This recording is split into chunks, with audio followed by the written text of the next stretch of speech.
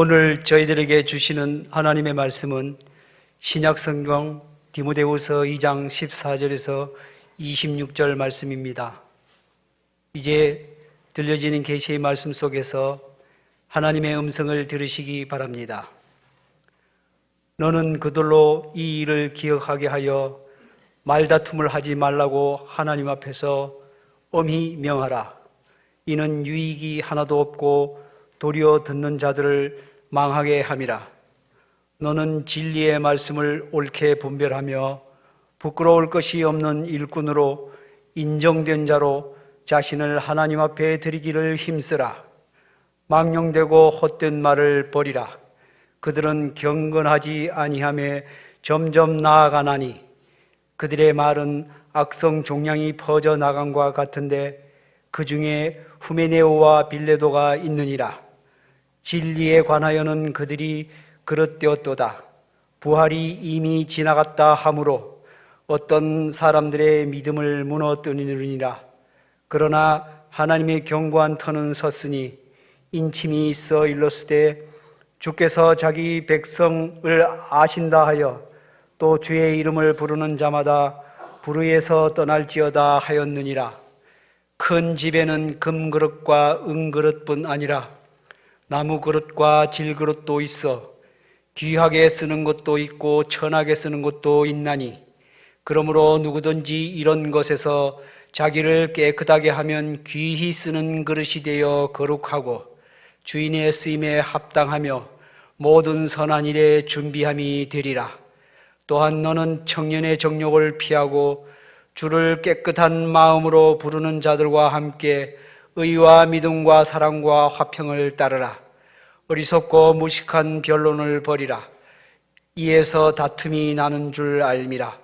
주의 종은 마땅히 다투지 아니하고 모든 사람에 대하여 온유하며 가르치기를 잘하며 참으며 거역하는 자를 온유함으로 훈계할지니 혹 하나님이 그들에게 회개함을 주사 진리를 알게 하실까 하며 그들로 깨어 마귀의 올무에서 벗어나 하나님께 사로잡힌 바 되어 그 뜻을 따르게 하실까 함이라.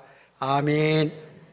어떤 사람이 보석상에 가서 이것저것 구경을 하다가 보기에 비해서는 아주 비싼 가격표가 붙어 있는 보석 하나를 보게 되었습니다.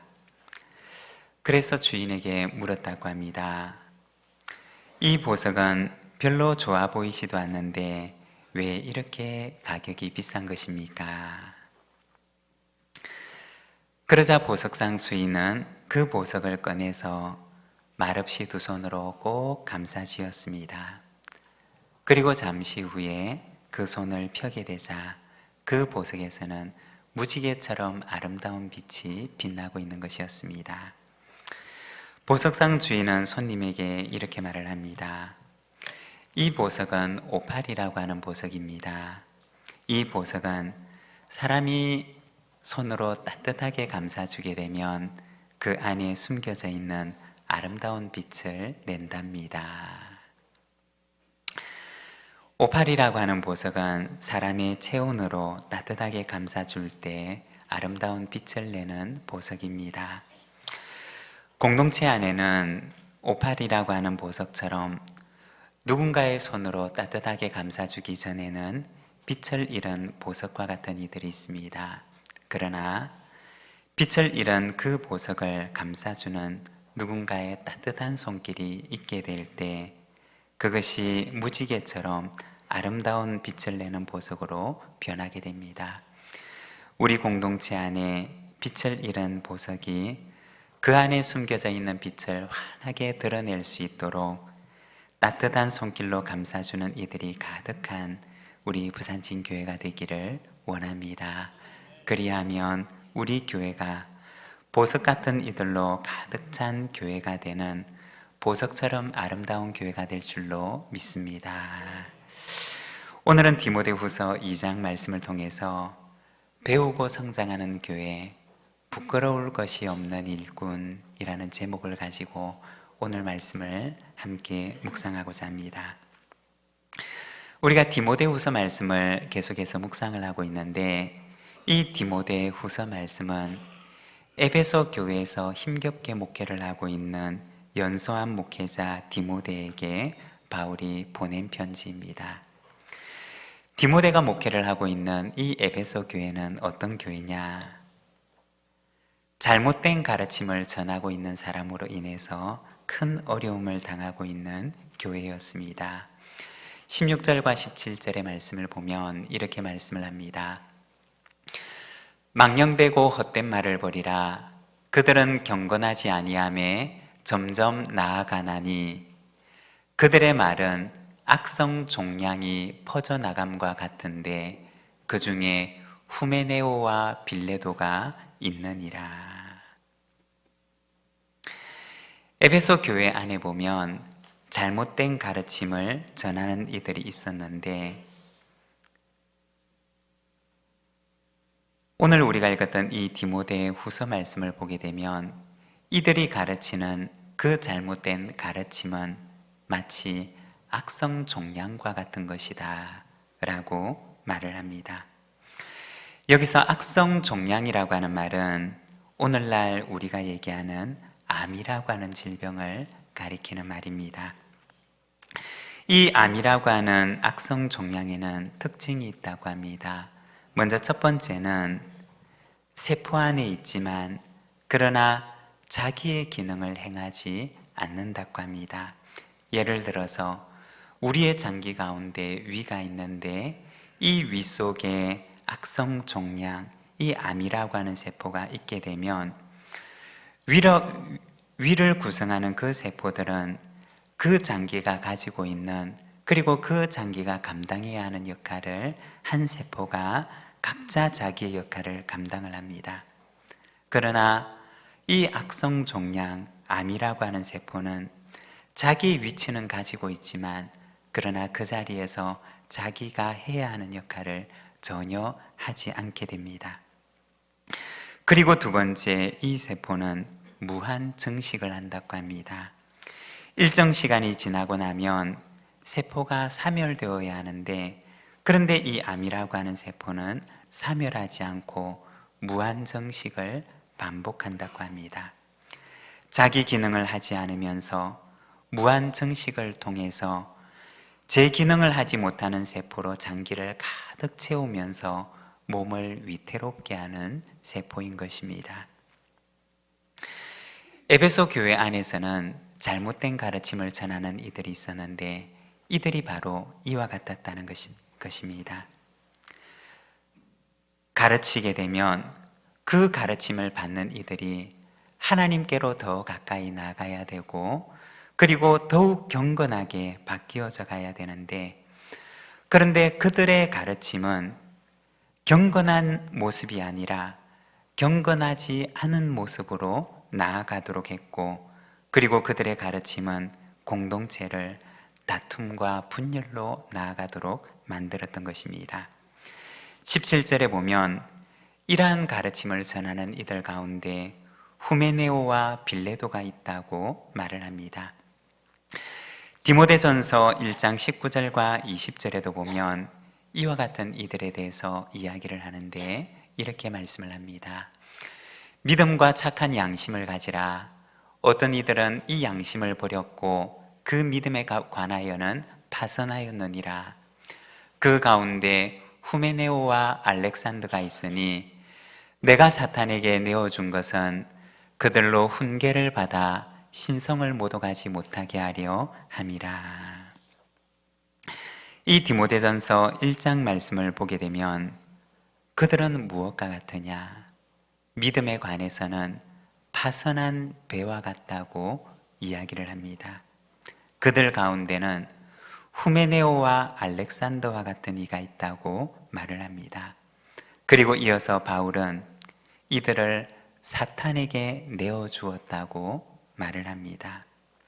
바로 이들을 교회 공동체 내에서 출교시켰음을 말하는 것입니다. 그리고 디모데후서 4장 14절에 보면 이렇게 말씀을 합니다. 구리 세공업자 알렉산더가 내게 해를 많이 입혔음에 주께서 그 행한 대로 그에게 갚으시리니 너도 그를 주의하라.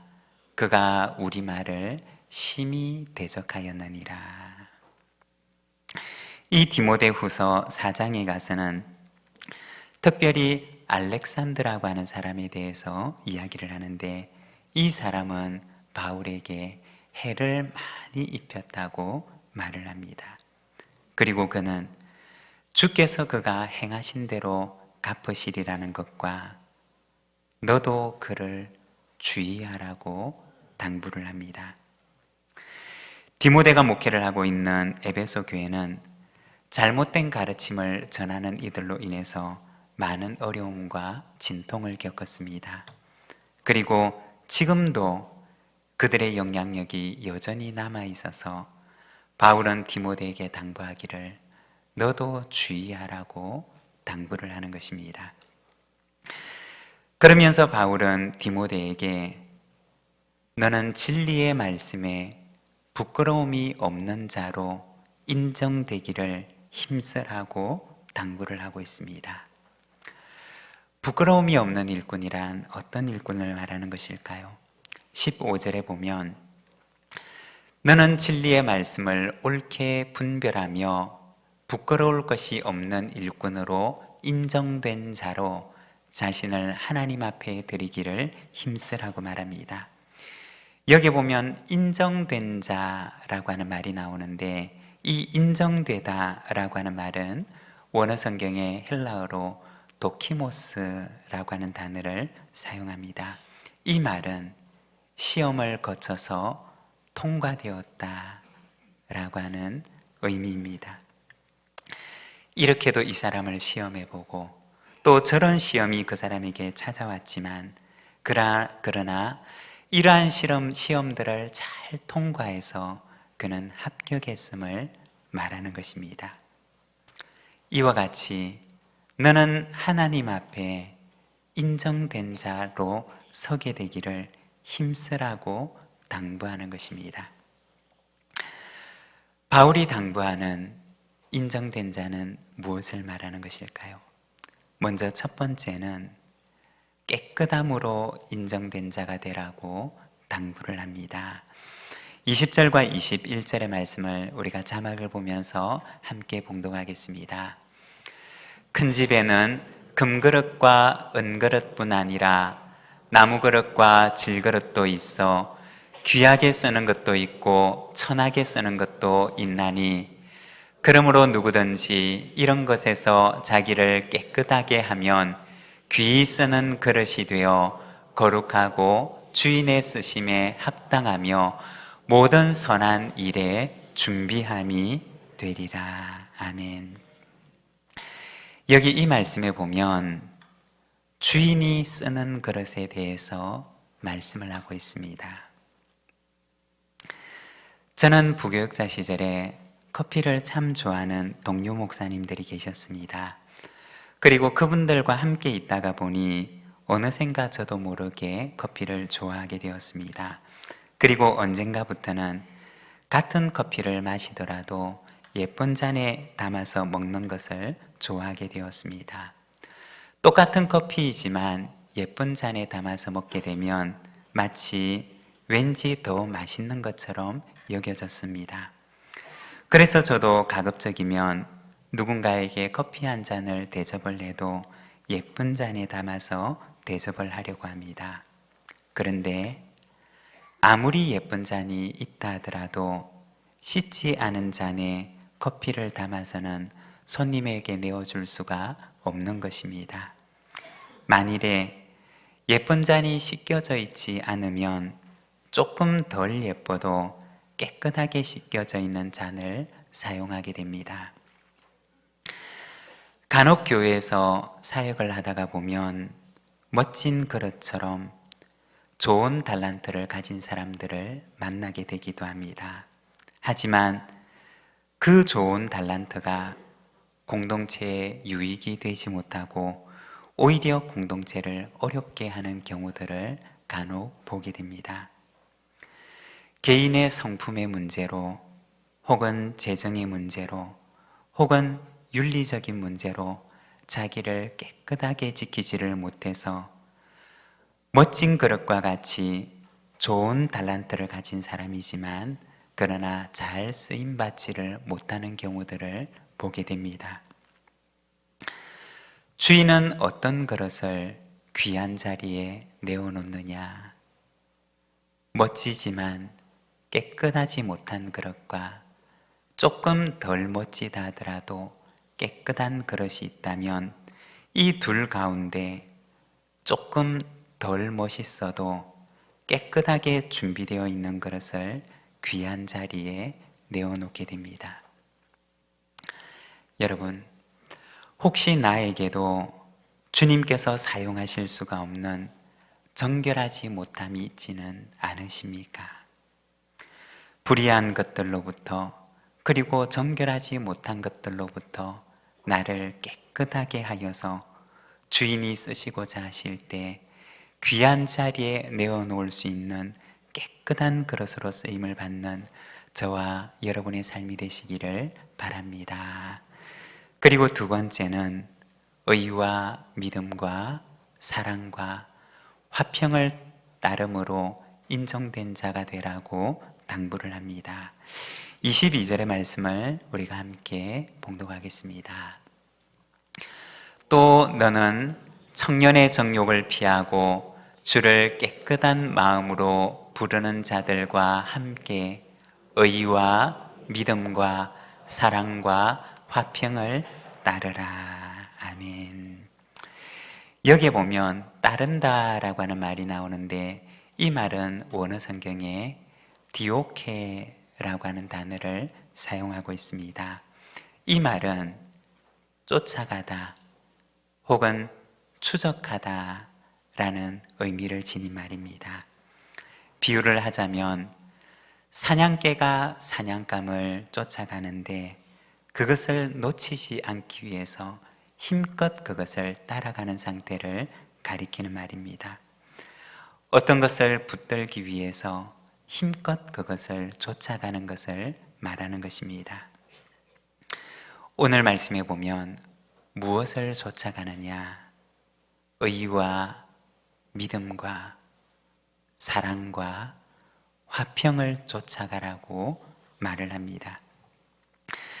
지금 디모데가 목회를 하고 있는 이 에베소 교회가 놓인 상황을 보게 되면 그 속에는 논쟁과 다툼이 있었습니다.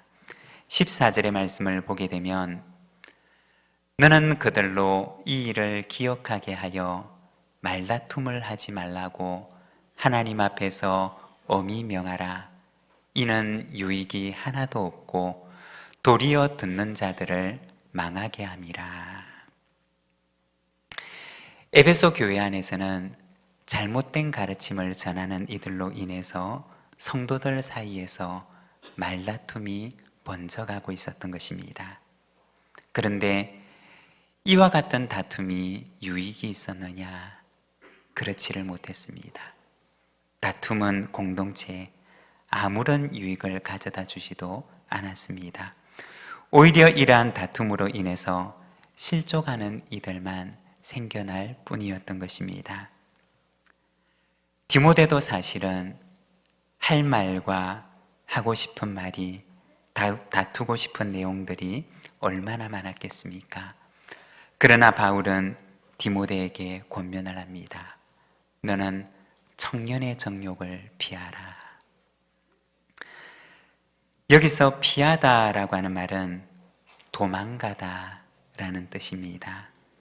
청년의 정욕, 청년의 분노, 인간적인 성급한 생각과 마음으로부터 너는 도망가라고 말을 하는 것입니다. 우리가 창세기에 보게 되면 요셉이 보디발의 아내의 유혹을 받을 때 그는 그 죄의 자리에서 도망가게 됩니다. 비록 그것으로 인해서 그가 잠깐 동안은 불이익을 겪게 되지만 그러나 그는 그 죄의 자리에서 도망감으로 인해서 그 죄 속에 빠지지 않게 됩니다. 바울은 디모데에게 권면하기를 너는 청년의 정욕으로부터 도망가라고 당부를 하는 것입니다. 대신에 그가 쫓아야 하는 것이 있는데 바로 의와 믿음과 사랑과 화평을 쫓아가라고 말을 하는 것입니다. 여러분, 복음은 언제나 우리에게 권면을 합니다. 의와 믿음과 사랑과 화평을 좇는 삶을 우리에게 권면합니다. 만일에 아무리 내가 옳아도 그것이 아니라면 그 길에서부터 여러분 달아나시고 도망하시기를 바랍니다. 그리고 의를 따르고 믿음을 따르며 사랑을 따르고 화평을 따르는 자가 되시기를 바랍니다. 그리하면 언젠가 때가 되면 선하고 아름다운 열매가 그 길에 가득 맺히게 되는 것을 보게 될 날이 오게 될 줄로 믿습니다. 그리고 세 번째는 온유한 가르침으로 인정된 자가 되라고 말을 합니다. 24절에서 26절의 말씀을 우리가 함께 봉독하겠습니다. 주의 종은 마땅히 다투지 아니하고 모든 사람에 대하여 온유하며 가르치기를 잘하며 참으며 거역하는 자를 온유함으로 훈계할지니 혹 하나님이 그들에게 회개함을 주사 진리를 알게 하실까 하며 그들로 깨어 마귀의 올무에서 벗어나 하나님께 사로잡힌 바 되어 그 뜻을 따르게 하실까 함이라. 아멘. 25절에 보면 거역하는 자를 온유함으로 훈계할지니 라고 말을 합니다. 온유한 가르침과 온유한 훈계를 당부하고 있는 것입니다. 여기서 온유하다라고 하는 말은 잘 훈련된 말의 온순함을 가리키는 말입니다. 여러분, 우리가 말이라고 하는 동물을 생각해 보면 이 말이라고 하는 동물은 얼마나 힘이 센 동물입니까? 그러나 이 말을 위험한 전장에서도 사용을 하는 것은 잘 훈련된 말은 언제나 주인의 명령에 따르는 온순함을 가지고 있기 때문입니다. 위험한 전장에서도 힘을 아무렇게나 사용을 하지 않고 오직 주인의 명령에 따라 힘을 사용할 줄 아는 온순함을 지니고 있기 때문인 것입니다. 바울은 디모데에게 이와 같은 온유함을 당부하고 있습니다. 거역하는 자를 온유함으로 훈계하라고 당부를 합니다. 왜냐?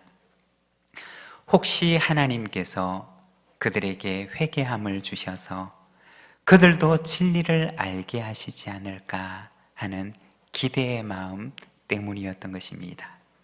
온유함을 통해서 한 영혼을 얻을 수 있을까 하는 그 기대 속에서 이와 같은 당부를 하고 있는 것입니다. 지금은 비록 투박하고 빛을 잃은 돌멩이처럼 보여도 온유와 사랑을 가지고 그리고 따뜻한 가르침으로 그를 안아주게 되면 마치 앞서 이야기를 나누었던 오팔과 같은 보석처럼 그 안에 숨겨진 빛이 드러나게 되는 날이 오지 않을까 하는 기대 속에 바울은 디모데에게 온유한 훈계를 부탁하는 것입니다. 바울은 어려움에 처해 있는 에베소 교회에서 목회를 하는 연소한 목회자 디모데에게 건강한 교회를 세우기 위한 당부를 합니다. 먼저 좋은 일꾼으로 인정된 자가 되기를 당부를 합니다. 깨끗한 그릇이 되기를 당부하고 의와 믿음과 사랑과 화평을 쫓는 자가 되기를 당부하고 그리고 온유한 가르침을 당부합니다. 2024년 이 한 해는 우리 교회 안에도 마치 빛을 잃은 보석을 따뜻하게 감싸주는 누군가처럼 우리 안에 빛을 잃은 보석과 같은 이를 따뜻한 사랑으로 감싸주어서 주님의 몸 된 교회가 건강하고 아름다운 교회로, 보석 같은 이들로 가득한 교회로 만들어가게 되기를 소망합니다.